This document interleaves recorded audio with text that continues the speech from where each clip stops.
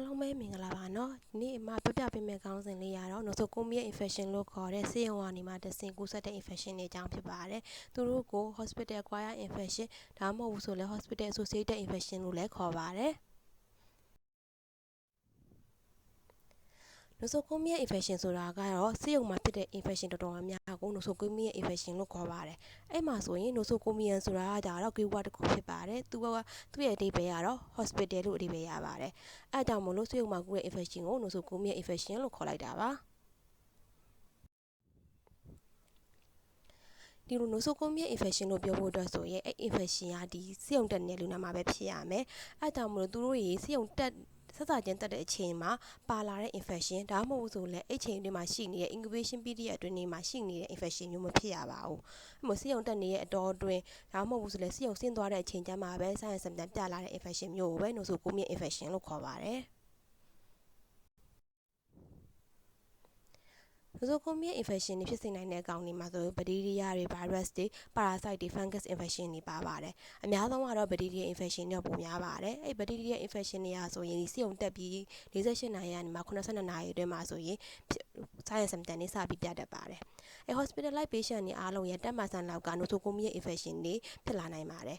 အဓိကကတော့ဒီ developing country မှာရှိနေတဲ့ overcrowded ဆေးရုံတွေမှာဆိုရင်ပို့ပြီးတော့ဖြစ်နိုင်တဲ့ chance ကပို့ပြီးတော့များပါတယ်Nosocomial infection တွေကအရေးကြီးလားဆိုတော့အရေးကြီးပါတယ်။ဘာလို့လဲဆိုတော့ဒီဆေးရုံမှာတွေ့နေရတဲ့ Nosocomial infection တော်တော်များများက antibiotic resistant အကောင်တွေများနေပါတယ်။အားကြောင့်မလို့သူတို့ဖြစ်လာပြီဆိုရင်ပေးရတဲ့ပိုးသက်ဆေးကပိုပြီးပြင်းတယ်။ပေးရတဲ့ duration သူတို့ရဲ့ dosage ကလည်းပိုပြီးများတယ်။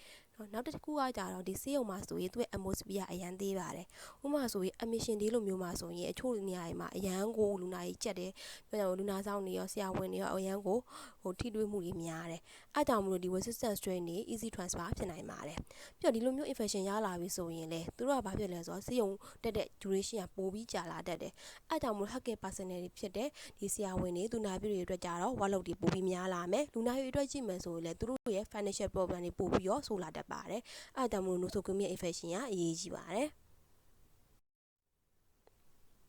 source of infection Nosocomial infection ရဲ့ source ကဘယ်ကနေလာနိုင်လဲဆိုတော့ Exogenous origin ဖြစ်နိုင်တယ် Endogenous origin လည်းဖြစ်နိုင်ပါတယ်Exogenous origin လို့ပြောခဲ့တဲ့အပြင်ကနေလာမယ်အဲ့မှာဆိုနှစ်ခုပြန်ခွဲလို့ရတယ်လူကနေကူရလား contaminated object ကနေကူရလားတခြားလူစီကနေမှဒီ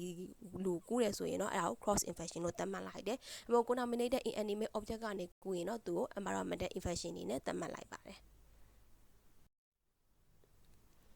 အဲ့မှာ cross infection ဆိုရင်တခြားလူစီကကူးရလို့ပြောထားတယ်အဲ့မှာ important source တွေကဘာရှိလဲဆိုတော့ဘေးလူစီကကူးနိုင်တယ်ဆိုရင် patient တွေကလည်းဖြစ်နိုင်တယ်ဒါမှမဟုတ်ဆိုလေ hospital healthcare personnel တွေကသူဝမ်းကွာစတဲ့ infection ရှိနေတဲ့လူမျိုးတွေလည်းဖြစ်နိုင်တယ်ဒါမှမဟုတ်ဘူးဆိုရင်လည်းတခြားလူတွေ visitor တွေလာတဲ့လူတွေလူနာဆောင်တွေတခြားလူတွေစီက asymptomatic carrier တွေစီကနေမှကူးတာလည်းဖြစ်နိုင်ပါတယ်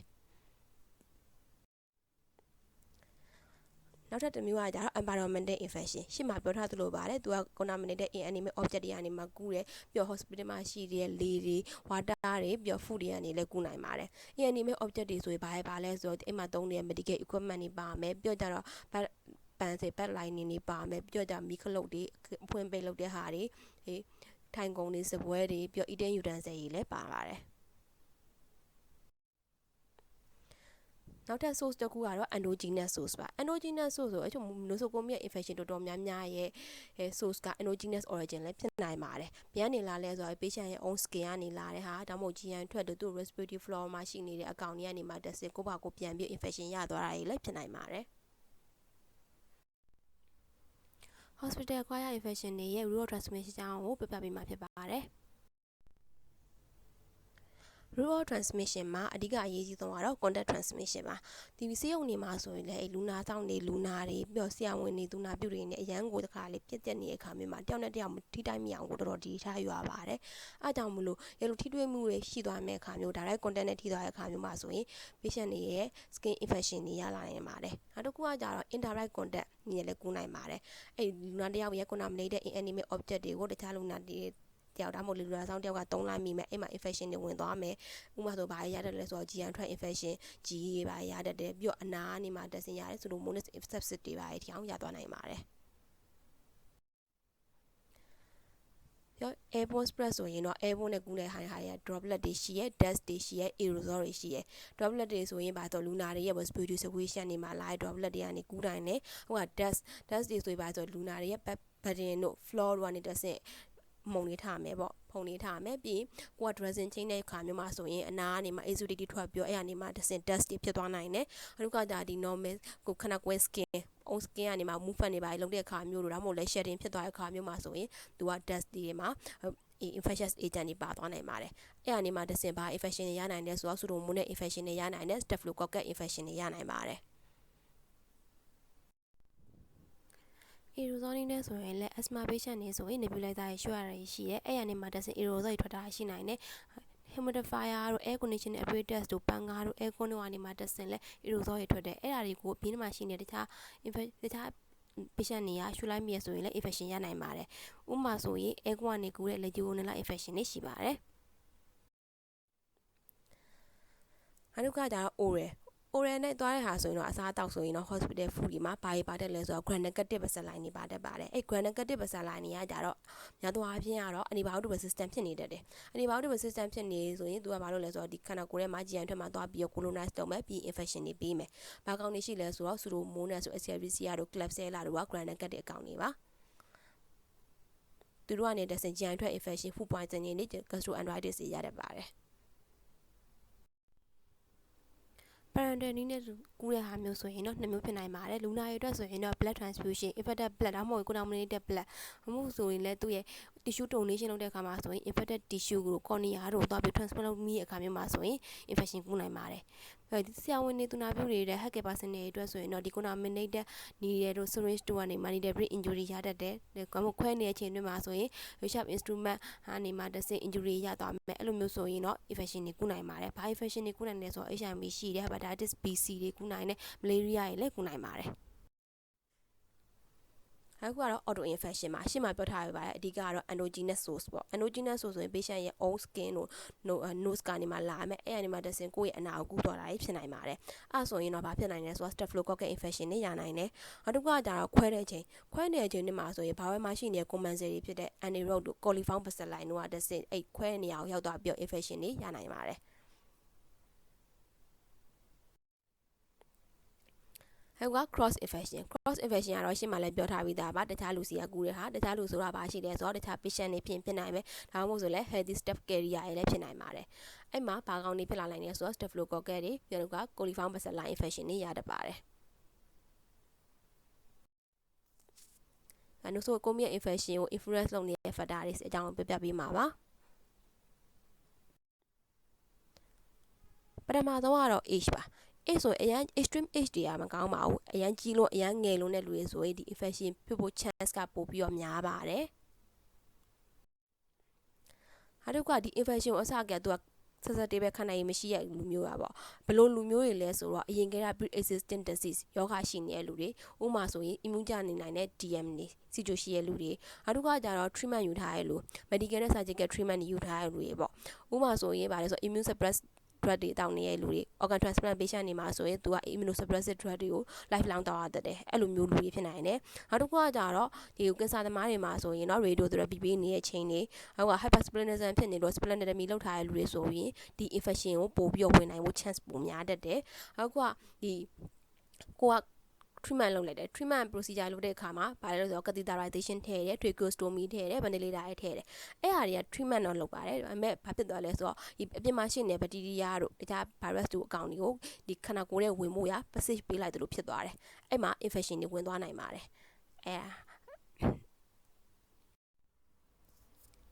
ဒီ diagnostic နဲ့ therapeutic procedure ဆိုလဲရှေ့အနေနဲ့သိမကွာပါဘူးသူကဆိုရင် catheterization ထည့်ခဲ့ခါမှာဆိုရင် urinary ဆိုရင်တော့ urinary tract infection တွေရနိုင်တယ် intravenous ဆိုရင်တော့ Bacteremia တို့ septicemia တို့ဝင်သွားနိုင်ပါတယ်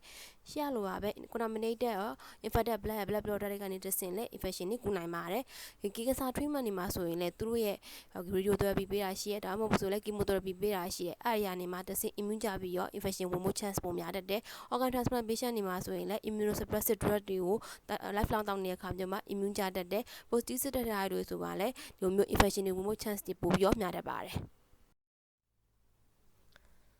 အခုအရေးကြီးတဲ့ factor မှာဘာသေးလဲဆို hospital environment ပါပါတယ်။ဆေးရုံ environment ကများသောအားဖြင့် pathogen အများများတတ်တယ်။အဲ့ pathogen တွေကဘယ်ကနေလာလဲဆိုတော့ဒီ patient တွေရဲ့ body ကနေလာတာဖြစ်နိုင်တယ်။ဒါမှမဟုတ်ဆိုလည်းကိုယ့်ရဲ့ healthcare personnel တွေရဲ့လက်တွေသူတို့ရဲ့အဝတ်စားရည်ကနေမှကူတာတွေလည်းဖြစ်နိုင်တယ်။အခု contaminated format တို့ medical equipment တို့ကနေကူတာတွေလည်းရှိတတ်တယ်။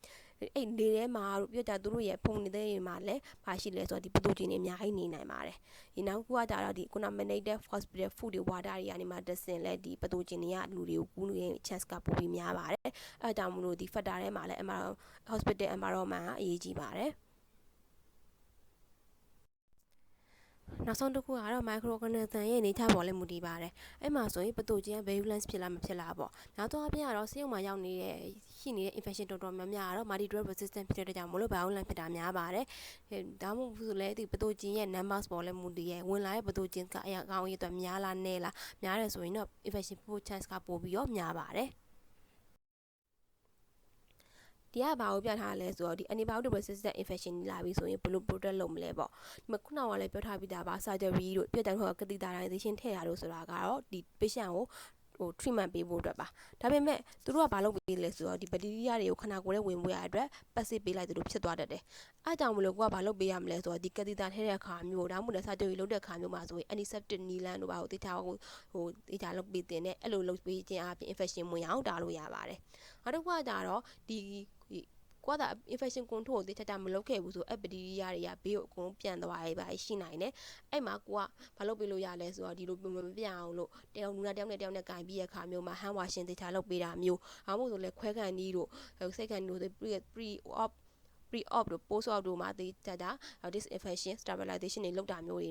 နီးနဲ့ကောက်ွယ်လို့ရပါတယ်နောက်တစ်ချက်က antibiotic ပါantibiotic ကများသောအားဖြင့်ကတော့လူအသက်ကြီးဖို့တက်ပေးတာများပါတယ်ဒါပေမဲ့တစ်ခါတိုင် antibiotic ကိုကိုကသုံးတာဟာပူက practice ဖြစ်သွားတယ်ဒါမှမဟုတ်ပေးရဲ့ dosage ကနည်းသွားတယ်ကိုယ့်ရဲ့အဲ့ပေးလိုက်တဲ့မလုံလောက်ဘူး dosage duration တွေနည်းသွားတဲ့ဟာမျိုးဆိုရင်ဘာဖြစ်သွားလဲဆိုတော့ဆေးရင်ပါရဖြစ်တတ်ပါတယ်အဲဒါကြောင့်မလို့အဲ့လိုမျိုးမဖြစ်အောင်လို့လဲ antibiotic usage ကိုက improve လုပ်ပေးရမှာပဲ antibiotic policy တွေချပေးသင့်ပါတယ်အဲ့လိုနည်းနဲ့အားဖြင့် antibiotic resistant infection ကိုကောက်ွယ်နိုင်ပါတယ်နောက်တစ်ခုဆက်ပြောမယ့်ဟာလေးကတော့ hospital acquired infection ဖြစ်စေနိုင်တဲ့ microorganism တွေအကြောင်းကိုဆက်ပြောပြမှာပါအဲ့မှာပထမဆုံးကတော့ Staphylococcus aureus ဆိုတာပါအဲ့ Staphylococcus aureus ကတော့သူကအရေးကြီးတဲ့ကောင်တွေမှာပါပါတယ်သူကဘာလဲဆိုတော့ခန္ဓာကိုယ်ရဲ့အပေါ်မှာဆိုရင် normal common sign အနေနဲ့နေနိုင်ပါတယ်ဒီမှာဆေးရုံမှာတွေ့ရတဲ့ကောင်တော်တော်များများတော့ multi drug resistant ဖြစ်နေပါတယ်ဖြစ်နေပြီးတော့ဒီဆေးရုံတွေမှာဆိုလဲဒီကမ္ဘာလုံးမှာရှိနေတဲ့ဆေးရုံတွေမှာအကုန်လုံးမှာလိုက်ပြီးတော့ပြန့်နှံ့နေပါတယ်ပြီးတော့ပြန့်နှံ့ပြီးတော့လဲသူက nosocomial infection တွေပေးတယ်အားကြောင့်မလို့သူ့ဘယ်လိုတောင်ခေါ်လဲဆိုတော့ hospital staphylococcus လို့ကိုခေါ်တယ်နော်ခုနောက်ပိုင်းမှာပုံပြီးအေးကြီးလာ MRSA လို့ခေါ်တဲ့ကောင်မှာ MRSA ဆိုတာ methicillin resistant staphylococcus aureus ပါအဲ့ဟာကခုနောက်ပိုင်း hospital မှာတော်တော်များများမှာတွေ့ရပြီးတော့ဒီ challenge အနေနဲ့ဖြစ်လာပါတယ်အခုဒီပုံလေးရကြတော့ဆေးရုံမှာတွေ့ရတဲ့ hospital staphylococcus အကြောင်းကိုပြပြပေးတာပါဒီမှာဆို healthcare personnel တွေဖြစ်တဲ့ဆရာဝန်တွေသူနာပြုတွေရဲ့လက်တွေသူမျိုးအနီးရ nails ဒီမှာဆိုရင် MRSA ကောင်က carrier အနေနဲ့နေနိုင်ပါတယ်အဲကြောင့်မလို့လူနာတယောက်နဲ့ကြီးရဲ့ကြားထဲမှာဒါမှမဟုတ်ဆိုလည်းကို surgery မလုပ်ခင်မျိုးအချိန်မျိုး pre-op အချိန်မျိုးမှာဆိုရင်တေချာလက်ကို disinfection လုပ်သင့်ပါတယ်နောက်ထပ်အရေးကြီးတဲ့ pathogen ကတော့ Pseudomonas species ပါသူကကြတော့ antibiotic တော်တော်များကို intrusive resistant ဖြစ်နေပါတယ်သူအရင်ကတည်းကစစ်တောက်ဖူးတာမျိုးမဟုတ်ဘဲနဲ့သူ့ရဲ့ငကိုအကောင်ပေါက်ကလေးက intrusive resistant ဖြစ်နေတတ်တယ်ပြီးတော့ဆေးရုံတွေမှာပုံမှန်တိုင်းသုံးနေတဲ့ anti disinfectant တွေကို solution တွေကိုလည်းသူကခံနိုင်ရရှိရယ်ခံနိုင်ရရှိုံနဲ့မကောက်သူအဲ့ထက်မှာပွားတောင်ပွားနိုင်တဲ့ကြောင့်မလို့ရေးကြီးပါတယ်ပြီးသူကဘာဖြစ်နေလဲဆိုတော့ hospital acquired pneumonia ဖြစ်စေနိုင်တဲ့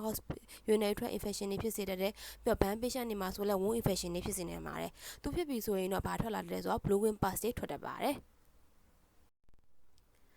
Tetanus spore ကလည်းရေးကြည့်ရတဲ့မှာပါပါတယ် spore နဲ့ bacteria နဲ့ဆိုရင်တော့ bacteria ပိုပြီးတက်လွယ်တယ် spore ကပိုပြီးတက်ခက်တယ်ပြီးတော့အချိန်ကြာကြီးလည်းနေနိုင်တယ်ပုံမှန်တိုင်းကိုပုံမှန်တိုင်းသုံးနေကြတဲ့ဖြစ်တဲ့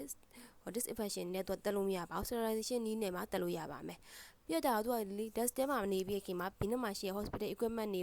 ကို contamination ပေးတယ်ပြီးတော့ inanimate object တွေကိုလည်း contamination ပေးတယ်ပြီးတော့လူတွေကို infection ပေးနိုင်ပါတယ်ဘာကြောင့်မလို့ tetanus spore ဖြစ်လာနိုင်လဲဆိုတော့သူက sterilization မှာ40ဖြစ်နေရလားဒါမှမဟုတ်ကိုသုံးနေတဲ့ဆေးရုံမှာသုံးနေတဲ့ antiseptic နီလန်ကပဲ lab ဖြစ်သွားလားအဲ့လိုမျိုးဆိုရင် tetanus spore တွေပြန်ပြီးတော့တခြားလူတွေကို infection ပေးနိုင်ပါတယ် I've got a viral infection. Viral infection, my better that the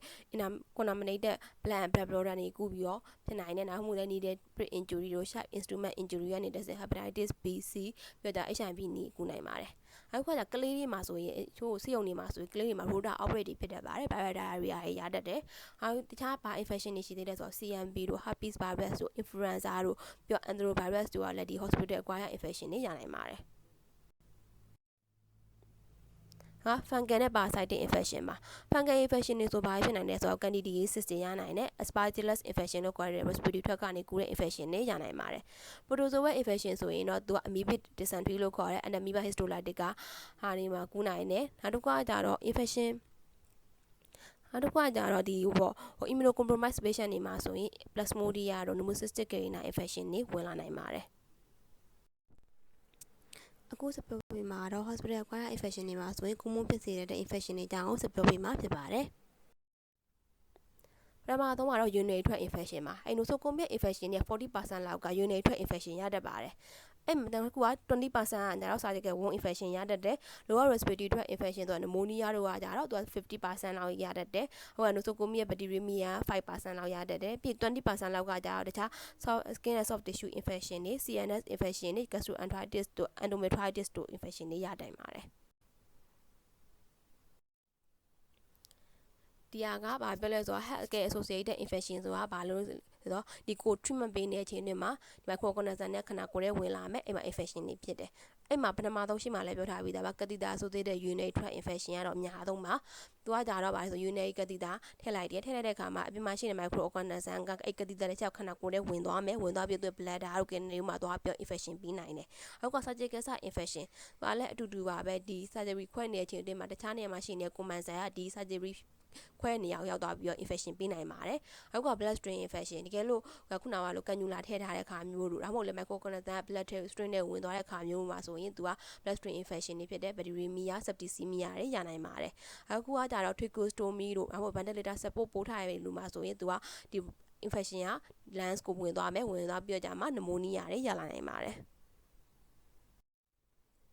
Ramadon in a urinary tract infection. Urinary tract infection, I mean, I don't association share, urinary categorization association share, 2 pinted and a county adara, when negative saline, by less or Escherichia coli, a Klebsiella, Proteus, a county share, Pseudomonas this I got dara to a Sionas rada, Quaculis, negative Staphylococcus, and Drucoccine, the same urinary tract infection, Yana Mare.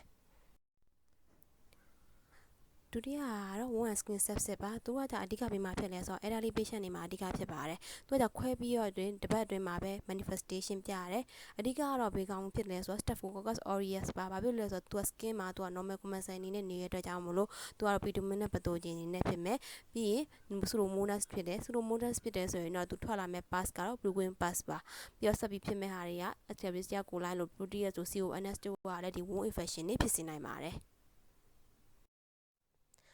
ရှိမှပြောသွားတာတော့ surgical wound infection မှာခုနောက်ကဆက်ပြောမယ့်ဟာ non surgical wound infection တွေဆိုဘာရှိနိုင်လဲဆိုတော့ umbilical stump သူကလေးမွေးပြီးတော့မှကလေးရဲ့ umbilical cord ဖြတ်လိုက်တဲ့ဟာမျိုးဒါမှမဟုတ် ARSAS တို့ဒါမှမဟုတ် BANS တို့အဲ့လို infection တွေရှိတယ်ပါလေအဲ့မှာဆိုရင် BANS မှာဆိုရင်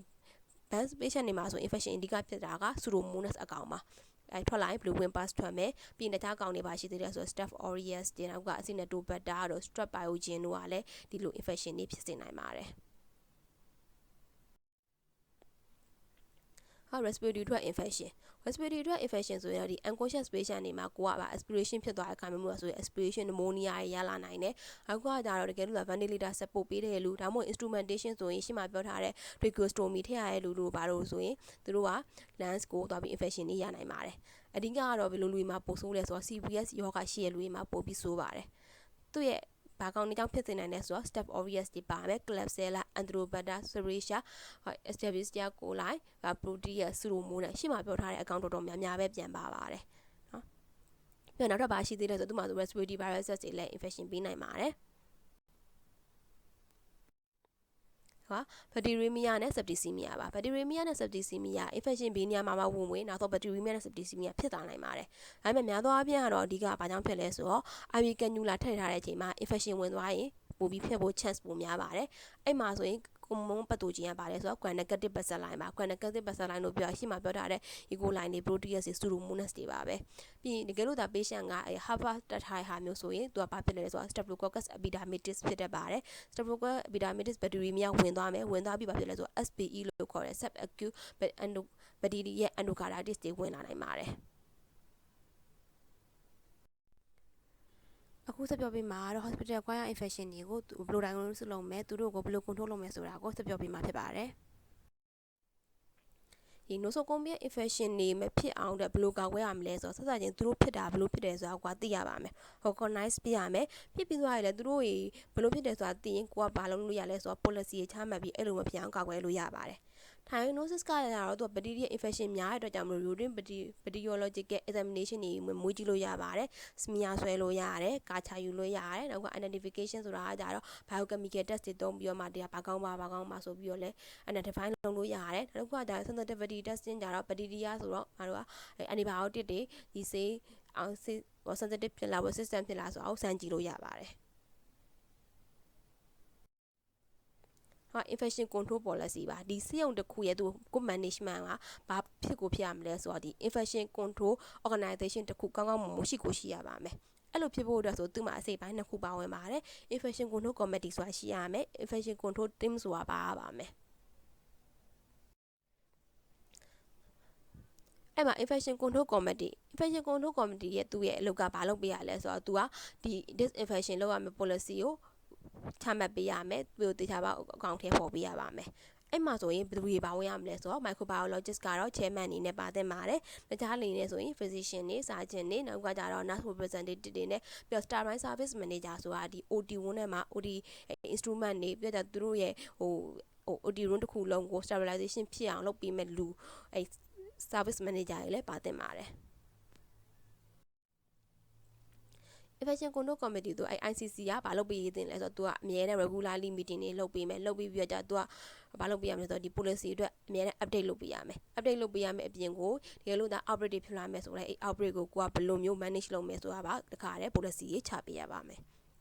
ICC ရဲ့ role အနေနဲ့ဘာရှိလဲဆိုတော့သူက hospital infection တွေကို surveillance စောင့်ကြည့်ရမယ်ပြီးတော့အဲ့ခုနကပြောထားတဲ့ policy တွေအကုန်လုံးကိုချမှတ်ပေးရမယ်အဲ့ policy တွေကိုလည်း monitor လုပ်ရမယ်ပြီးတော့အဲ့ policy တွေကဘာရှိလဲဆိုတော့ catheter care policy တွေရှိရရှေ့မှာပြောထားပြီးသား antibiotic policy တွေရှိရပြီး outbreak တွေဖြစ်လာမယ်ဆိုလဲ outbreak investigation တွေလုပ်ပေးရပါမယ်အဲ့ဒါတွေအကုန်လုံးကတော့ ICC ရဲ့ role တွေပါ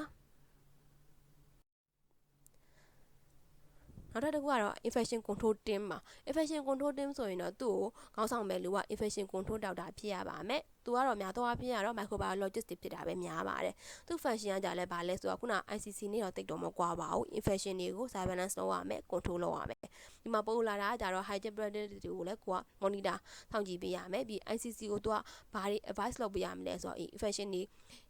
prevent လုပ်မဲ့ဟာနီလန်းတွေနောက်ကကြဒီစေရုံဝန်ထမ်းတွေပေါ့ကဲ personnel တွေမျိုး worker တွေအကုန်လုံးကိုဒီ microbiologically safe ဖြစ်အောင်လို့ဘယ်လိုလုပ်ရမလဲဆိုတဲ့ဟာပါ education ပေးရမယ့်ဟာတွေရှိပါတယ်အဲ့ဒီကတော့ infection control team ရဲ့အလုပ်တွေပါနောက်တစ်ခုကတော့ဒီ hospital acquired infection တွေကိုဘယ်လို prevention လုပ်မယ်ဆိုတဲ့အကြောင်းကိုပြောပြပေးမှာပါအဲ့မှာဒီ nosocomial infection တွေကိုဘယ်လိုကာကွယ်နိုင်လဲဆိုတော့ sterilization နည်းနဲ့ကာကွယ်လို့ရပါတယ်ဥပမာဆိုရင် sterile instrument တွေသုံးမယ်ပြီးရင် dressing တွေတခြားသုံးမယ်ပြီးရင်နောက်က surgical glove တို့ mask တို့လည်း sterile ဖြစ်တာတွေပဲသုံးနေမယ်ဆိုရင်တော့ chance ကနေသွားမယ်နောက်ကကြတော့ဒီစီယုံတွေမှာပုံမှန်သုံးနေတဲ့ disinfection ဆိုသူပုံမှန်သုံးနေတဲ့ disinfection cleaning တွေသုံးလို့ရတယ်နောက်တစ်ခုကကြတော့ဒီ waste disposal တွေသူက infectious product တွေပြ infectious fluid တွေအဲ့ဒါတွေကိုတခြား dispose လုပ်မယ်ပြီးနောက်က OT ကနေထွက်လာခဲ့ laundry တွေပြီး OT ဆရာဝန်တွေဝတ်တဲ့OT ကုတ်တွေရှိရဲဒါမှမဟုတ်ဆိုလည်းလူနာတွေဝတ်ပေးမဲ့ OT dress တွေရှိရဲအဲ့ဒါတွေအကုန်လုံးကိုတိကျdisinfection နေလုပ်ပေးရပါမယ်အဲ့ဒါကလည်းနောက်တစ်ခုကကြတော့လူနာကိုင်းတဲ့ခါမှာတယောက်နဲ့တယောက်နဲ့လူနာမကိုင်းခင်မှာ hand washing တခြားလုပ်ပေးသင့်ပါတယ်ဟုတ်ကဲ့မခွဲခင်မှာဆို pre-op disinfection တခြားလုပ်ပေးသင့်တယ်အဲ့လိုမျိုးနီးနန်းနဲ့သူကဒီ nosocomial infection ဖြစ်တာကိုနည်းနည်းရှော့ချလို့ရပါတယ်protective clothing ဖြစ်တဲ့ PPE တွေလည်းလိုအပ်လာရဲဆိုရင်ဝတ်သင့်ပါတယ်ဒီက antibiotic prophylaxis တွေလည်းလိုအပ်လာရင်ပေးထားလို့ရပါတယ်အချို့လူနာတွေကကြတော့ Airborne နဲ့ကူတာတွေရှိရဲအဲ့လိုမျိုးဆိုရင်တော့အဲ့လိုလူနာတွေကို isolation လုပ်သင့်ပါတယ်ဒါပေမဲ့သူနဲ့ထားမဲ့လူနာတွေက immunocompromised ဒါမှမဟုတ်ဆိုလည်း susceptible patient ဖြစ်နေတယ်ဆိုရင်တော့အဲ့လိုလူနာတွေကိုကာကွယ်ဖို့ အတွက်ဆိုရင်လည်း isolation လုပ်တင်ရင်လုပ်ရပါမယ်ဒီဆေးရုံ hospital building နဲ့ design ပေါ်မှာလည်းမူတည်ပါတယ်ဒီလူနာတကယ်တမ်းဆိုရင်တော့လူနာကရင်တစ်ခုနဲ့တစ်ခုနဲ့ကြားထဲမှာသူ့ရဲ့ optimum meter က1 to 2 meter လောက်ခြားတင်ပါတယ်ဒါမှသာသူ contact တွေသူ့ရဲ့ airborne transmission တွေရော့ကျသွားမှာပါတကယ်တမ်းသူတို့တွေ prefer ဖြစ်တာကတော့အဓိကတော့ single room with facility ကိုပို့ပြီး prefer ဖြစ်ပါတယ်ဒါပေမဲ့ဒီလိုမျိုးအဲ့ developing country မှာဆိုအဲ့လိုအခန်းနေရပြန်ဖြစ်နိုင်ပါအောင်အဲ့ကြောင့်မလို့ sharing လုပ်ပြီးတော့လည်းသုံးလို့ရပါတယ်နောက်ကကြ anti room ဆိုပါ anti room ကတကယ်အချို့လူနာတွေကိုကြည့်ဖို့အတွက်ကိုက PPE ဝတ်ဖို့လိုအပ်လာမယ်ဆိုရင်တော့ဒီ anti room ထဲမှာ PPE တွေဝတ်လို့ရပါတယ်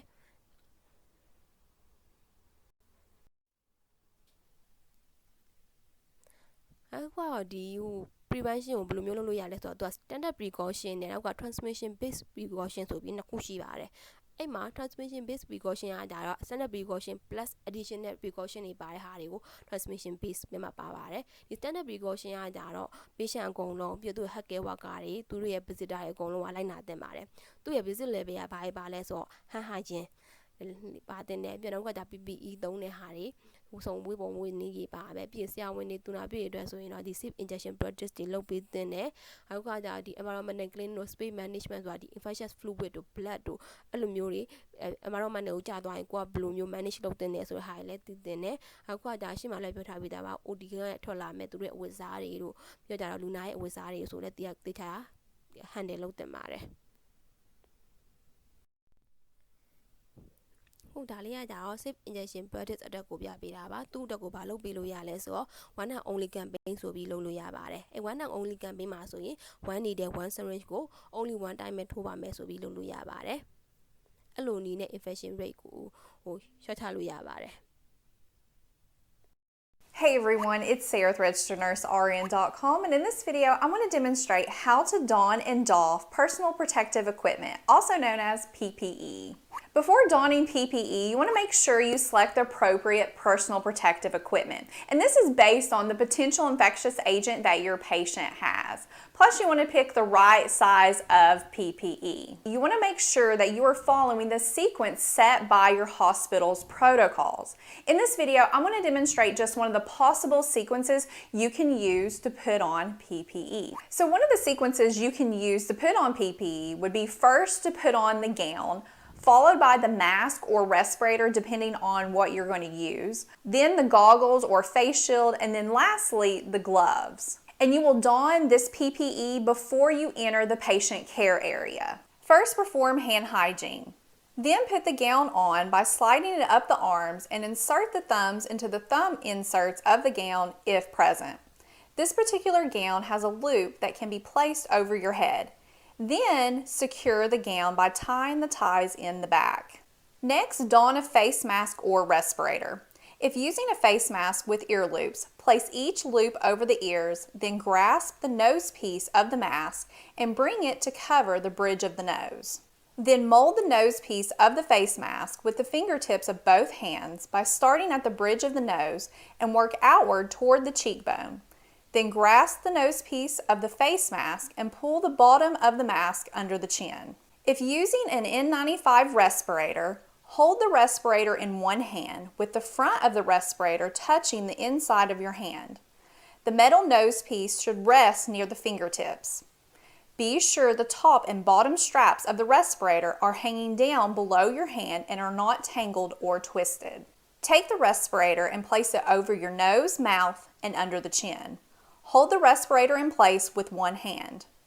Use your free hand to place the straps on your head. It's very important the straps rest on your head and are not overlapping or tangled. First, take the top strap of the respirator and place it just past the top of your head above the ears. Then take the bottom strap of the respirator and place it around the bottom of the head just below the ears, and then make sure the straps are not overlapping or twisted. To ensure a proper seal of the respirator around the nose area, use the fingertips of both hands to bend the metal nose piece around the nose, starting in the center and working your way outward on each side. Now perform a seal test. Place both hands over the respirator. Take a sharp breath in and make sure that the respirator is sealing over the face during this inhalation. Keep both hands on the respirator and breathe out. While breathing out, feel for any air leaking around the nose piece and around the respirator's perimeter. If air is leaking around the nose piece, try rebending the nose piece with both hands and recheck the seal. If air is leaking around the respirator's perimeter, try adjusting the straps and recheck again, making sure the respirator is not being affected by any piercings, facial hair, or glasses, which could prevent a proper seal. If the respirator still leaks after this, you may need a different size or type of respirator. Do not use the respirator if a proper seal has not been obtained. Next, don a face shield or goggles. If using goggles, apply goggles over the eyes. Make sure any straps or bands of the goggles are secured around the head and the goggles fit snugly but comfortably. Then perform hand hygiene again. Lastly, don gloves by pulling each glove over the hand and extending the cuff of the gloves over the sleeves of the gown. Now I'm going to show you one of the possible sequences you can use to doff PPE. One of the sequences you can use to remove PPE would be first removing the gloves, followed by the gown, then the face shield or goggles, then lastly the mask or respirator. When removing the PPE, you will be doing this inside the patient care area. However, if you wore a respirator, the respirator will be removed once you leave the patient care area. First, remove the gloves. Do not touch the outside of the gloves because they are considered contaminated. To remove the gloves, start by taking your non-dominant gloved hand to grab the other glove around the cuff in the wrist area. Do this by using a pinching motion to grab it. Peel this glove off by turning it inside out and wad it into a ball with your gloved hand. Keep it securely in your gloved hand. Then take the index finger of the ungloved hand and slide it carefully under the cuff of the gloved hand and peel the glove off the hand by pushing the index finger forward against the glove. This will turn the glove inside out. Dispose of the gloves. Next, remove the gown. The front of the gown and sleeves are considered contaminated, whereas the ties and the inside of the gown are considered clean. Therefore, avoid touching the front of the gown and sleeves. Carefully untie or break the ties of the gown. Peel off the gown by removing the thumbs from the inserts, if present, and then move the shoulders and arms up through the gown, which helps allow the gown to slide off the body. Then from the inside, with the assistance of the arms, roll the gown away from the body by turning it inside out. Form it into a ball and discard. Then perform hand hygiene. Next, remove the face shield or goggles. Do not touch the outside of the goggles or face shield because they are considered contaminated. If goggles are used, remove the goggles by carefully grasping and lifting the back band of the goggles over the head. Dispose or clean the goggles per facility's protocol. Then remove the mask or respirator. If a mask is worn, the front of the mask is considered contaminated. Therefore, grasp the ear loops of the mask with the fingertips and remove the mask from the face. Discard of the mask per facility's protocol and perform hand hygiene. If a respirator is worn, the doffing procedure is performed outside the patient care area. The front of the respirator is considered contaminated, therefore remove by the straps. Grasp the bottom strap of the mask and lift it over the head. Then grasp the top strap of the mask and lift it over the head. Dispose or reuse the mask per facility's protocol. Then perform hand hygiene. Okay, so that wraps up this video on how to don and doff PPE. And don't forget to check out the other videos in this nursing skills series.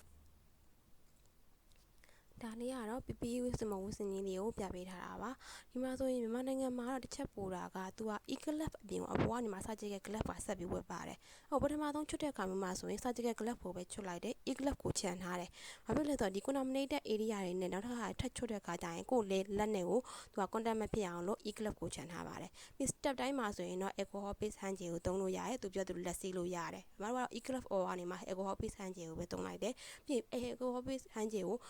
ဖိရခါမျိုးမှာဆိုရင်လည်းကိုကလက်ပွားနဲ့မဖိရဘူးအပေါ်လက်ဖမိုးနဲ့ပဲဖိပြီးတော့ယူရပါတယ်ခုလောလောဆယ်ကတော့ COVID-19 လည်းဖြစ်နေတဲ့အတွက်ကြောင့်မို့ဒီ PPE ဟိုလိုဝတ်စင်မဝတ်စင်ကြီးလေးကိုပြပေးထားတာပါ အခုဆက်ပြောပေးမယ့်ဟာလေးကတော့ transmission based precaution မှာရှင်းမှလည်းပြောထားသလိုပါပဲသူကတော့ standard precaution plus additional precaution တွေကိုပါပါတယ်အဲ့မှာဆို transmission based လို့ပြောတဲ့အတွက်ကြောင့်မလို့ additional precaution ကဘေးပေါ်မူတည်လဲဆိုတော့အဲ့ဒီ infectious agent ရဲ့ mode of transmission ပေါ်မူတည်ပြီးတော့တက်ထည့်ထားပေးပါတယ်အဲ့မှာဆိုရင် contact ရှိတယ် droplet ရှိတယ် airborne precaution ဆိုပြီးတော့၃မျိုးရှိပါတယ်ပထမဆုံးပြပြပေးမှာတော့ contact transmission နည်းနဲ့ကူတဲ့ contact precaution ကြောင့်ပြပြပေးမှာပါအဲ့မှာဆိုရင် contact နဲ့လူနာချင်းချင်းကြမှာ contact မဖြစ်အောင်လို့ patient placement ကလည်းလိုအပ်ပါတယ်ရှေ့မှာပြောထားသလိုပါပဲအနည်းဆုံးတော့1 to 2 မီတာလောက်ချတင်ပါတယ် PPE လည်းလိုအပ်လာရင်ဝတ်တင်ပါတယ်ပြက်လူနာတွေကိုဟိုရွှေ့ဒီရွှေ့လုပ်တဲ့ဆိုရင် infection ကပိုပြတ်ပြန်လွယ်ပါတယ်အဲ့လိုမဖြစ်အောင်လို့ limit လုပ်တင်ပါတယ်ပြီးလူနာတွေကိုင်တဲ့ခါမှာဆိုရင် disposable equipment တွေသုံးတင်တယ်အဲ့လူနာတွေနေတဲ့အခန်းတွေကိုဆိုရင်လည်း clean နေ disinfection တွေတေချာလုပ်တင်ပါတယ်ဒါကတော့ CDC ကသတ်မှတ်ထားတဲ့ precaution contact precaution ကြောင့်လေးပြောပြတာပါ everyone must ဆိုတာကြတော့ဒီလူနာတွေရောလူနာဆောင်တွေရောကိုလာတဲ့ visitor တွေရောဟိုကဆရာဝန်ဆရာမတွေရောအကုန်လုံးလုပ်ကိုလုပ်ရမယ်ဟာကတော့သူ့လက်ကိုဆေးရပါမယ် step တိုင်းမှာအကုန်လက်ဆေးဟာပါပါတယ်အခန်းထဲကိုမဝင်ခင်ပြီးတော့အခန်းထဲကိုထွက်တဲ့ခါမှာအခန်းကနေပြန်ထွက်တဲ့ခါမှာလည်းတေချာလက်ကို thoroughly wash လုပ်တင်ပါတယ်အဲ့ဒါတစ်ချက်နောက်တစ်ခုကကြတော့ဒီဆရာဝန်တွေ healthcare personnel တွေအတွက်လုပ်တင်တာကပါတယ်ဆိုတော့ဒီလူနာအခန်းထဲကိုမဝင်ခင်မှာ gloves သွတ်တင်တယ်